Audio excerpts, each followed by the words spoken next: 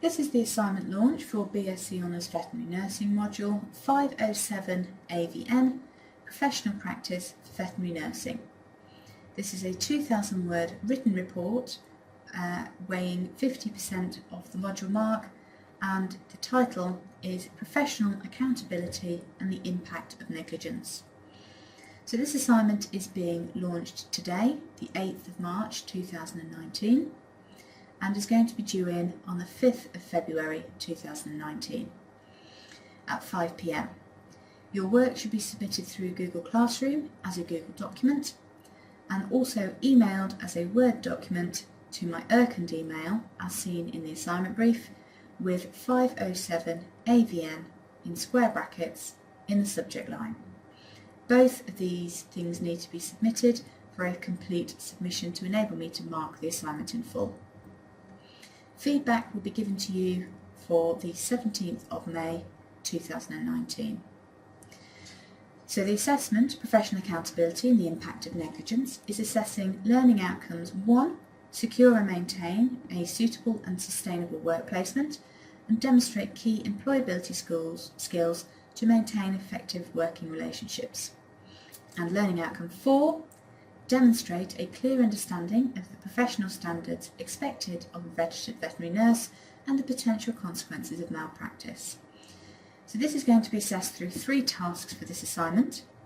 Task 1, appraise the process of recruiting an RVN from advertisement to appointment. Your account should cover the process of checking applicants' RVN status. So for this, I would expect you to consider the full range of all stages for the recruitment process. So this starts with the fact that we have a gap in the team which we need to fill, so how we go about doing that through advertising, people applying, going through the selection and interviewing process and ending up with the appointment.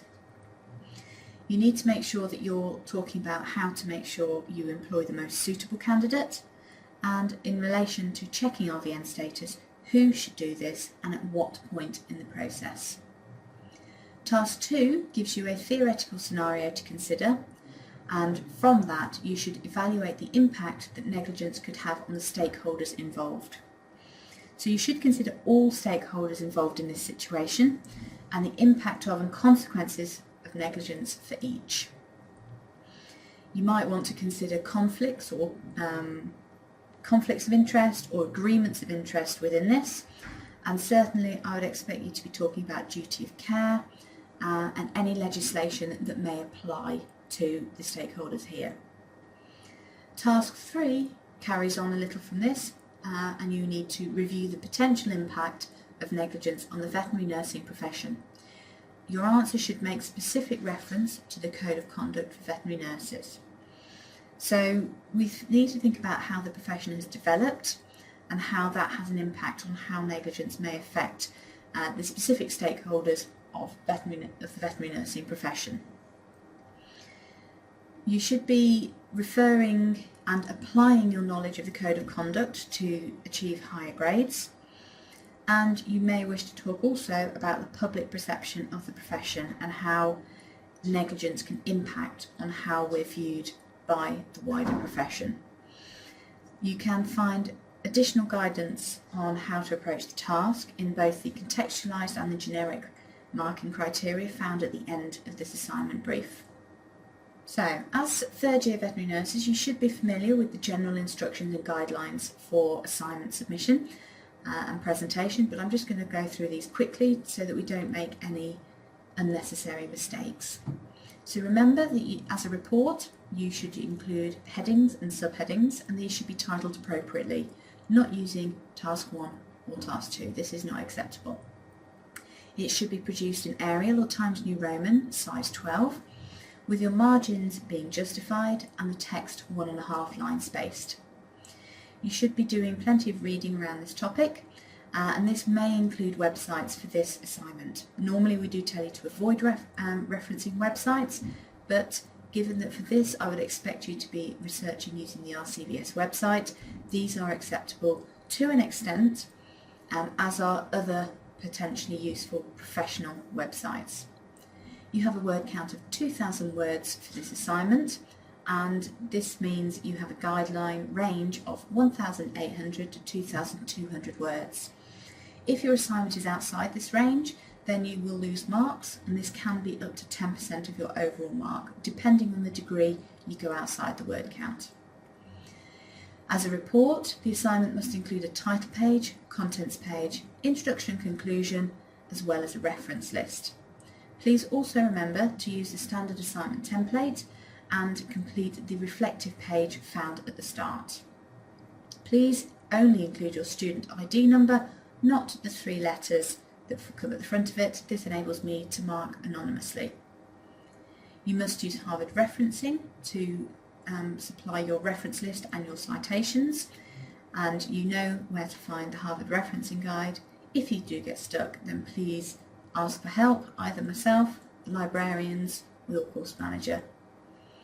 Mark allocation will be as followed. You get your standard 20% of the mark allocated for presentation, structure, spelling, grammar and referencing to include citations, and then the tasks are worth 80%. Task 1 will be 30% weighting, Task 2 is also 30%, whereas Task 3 is 20%. So please allocate your word count proportionally. I've given you some suggested resources here. So there's a variety of textbooks, but I would expect you to do some research and use journals and articles as well. And as previously mentioned, the websites that are appropriate for this assignment, including but not limited to the RCVS.